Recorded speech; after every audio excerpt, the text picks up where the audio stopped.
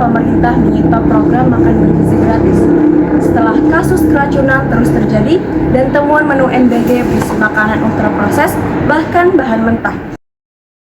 Soalnya takut jadi trauma, kasihan kalau anak keracunan mah. Nggak boleh sekarang, takut. Itu tadi suara orang tua yang anaknya keracunan setelah menyantap MBG. Mereka melarang anak-anaknya mengonsumsi MBG dan lebih memilih membawakan bekal atau memberikan uang jajan. Sampai Juni, sekitar 1.300 anak sekolah menjadi korban keracunan MBG di berbagai daerah. Keracunan disebabkan oleh makanan yang terkontaminasi bakteri. Dampaknya, anak-anak menjadi pusing, mual, muntah-muntah, sampai ada juga yang diare berhari-hari. Meski jumlah kasus keracunan sudah lebih dari 1.000, pemerintah masih mengklaim program MBG berhasil. Dengan total anggaran 4,4 triliun rupiah sejak Januari hingga pertengahan Juni, MBG sudah diberikan kepada hampir 5 juta penerima manfaat. Jumlah siswa yang keracunan sangat kecil jika dibandingkan dengan angka itu, begitu kata Presiden Prabowo. Badan Gizi Nasional atau BGN mengakui kasus keracunan MBG di beberapa daerah mengikis kepercayaan orang tua siswa dan membuat mereka khawatir. BGN bilang akan memperketat kerja dapur-dapur MBG atau yang disebut Satuan Pelayanan Pemenuhan Gizi dengan mulai mempercepat penyiapan makanan sampai penyalurannya ke sekolah-sekolah. Khusus di SPPG yang terkait kasus keracunan, BGN akan melakukan pelatihan ulang setiap 2 hingga 3 bulan sekali. Tapi, apakah itu cukup? Korban satu aja itu tidak dibenarkan, apalagi 1.000. It's not only alarm, it's time for you to just stop it. Everybody shouting now, stop it please.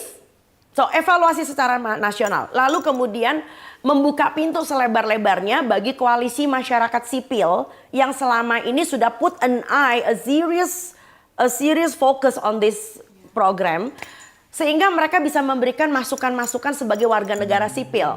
Ketimbang kita jalan terus, ini mau buat apa? 5 bulan sejak dimulai pada 6 Januari, program MBG kerap dibayangi masalah. Mulai dari rasa makanannya, pilihan menunya, distribusinya, pembayaran vendor yang terlambat, sampai satu persatu muncul kasus keracunan. Yang terbaru, menu MBG yang diganti jadi bahan mentah yang ditemukan di Tangerang Selatan, Banten.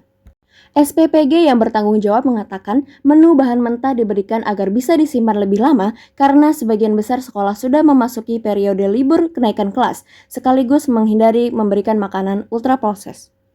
Sebab, paket MBG tetap harus diberikan kepada siswa. BGN mengatakan tidak punya kebijakan memberikan bahan mentah dan petunjuk teknis pemberian MBG saat libur sekolah masih disusun. Selain itu, publik juga mempermasalahkan pembagian MBG berupa makanan ultraproses dalam kemasan. Itu juga viral beberapa waktu lalu dan ditemukannya di Tangerang Selatan juga. Namun, untuk pembagian MBG berupa biskuit dan minuman sereal ini, Dinas Pendidikan setempat bilang skema pendistribusian MBG seperti itu pernah dilakukan saat Ramadan. Nah, ini yang bikin publik bertanya-tanya. Program makan bergizi gratis kok jadi kayak bansos? Program makan bergizi gratis, kok dikasihnya makanan ultraproses yang kandungan gulanya tinggi? Sebenarnya tujuan programnya untuk apa? Berulang kali timbul masalah yang urusannya ultraproses food, soal sekarang dikasih bahan mentah, angka kecukupan gizi, angka kalorinya saja tidak memenuhi kalau dilihat dari menu yang diberikan. Ada yang basi, ada yang keracunan. Dan kalau misalnya memang untuk gizi, maka pengawasannya harus sesuai dengan standar-standar yang dibutuhkan untuk kecukupan gizi.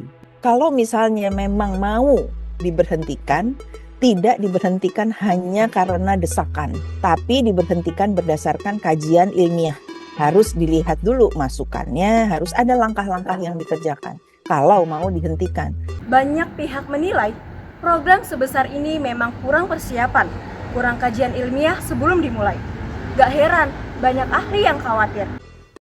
Belum genap 3 bulan, Prabowo Gibran resmi menjabat jadi presiden dan wakil presiden, program MBG sudah digelar, walaupun memang diselenggarakannya tidak serentak di semua daerah. Program MBG memang bisa berjalan, tapi kekhawatiran sebagian masyarakat dan para ahli juga terbukti, termasuk kekhawatiran Dr. Tan yang sejak awal sudah mengingatkan soal standar keamanan pangan. Di tengah beragam persoalan yang membayangi MBG, pemerintah malah menaikkan target penerima manfaat MBG dari yang sebelumnya 17,9 juta menjadi 82,9 juta penerima manfaat pada tahun 2025. Otomatis, anggarannya pun akan bertambah. Anggaran MBG tahun 2025 mencapai sebesar 71 triliun rupiah. Awalnya akan ditambah 100 triliun lagi menyusul penambahan target. Tapi, Kepala BGN memperkirakan mereka hanya butuh tambahan 50 triliun rupiah. Jadi, total anggaran MBG untuk tahun ini kira-kira sekitar 121 triliun rupiah. Program sebesar MBG ini bukan sekedar proyek pencitraan atau kerja target angka. Ini soal hak dasar, yakni hak anak untuk makan sehat dan aman.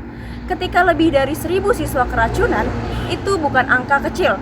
Itu adalah kegagalan sistemik dari hulu hingga hilir. Pemerintah tidak hanya harus bertindak cepat, tetapi juga bertindak benar. Evaluasi mendalam, pengawasan ketat, dan keterlibatan ahli gizi harus jadi syarat mutlak, bukan pilihan.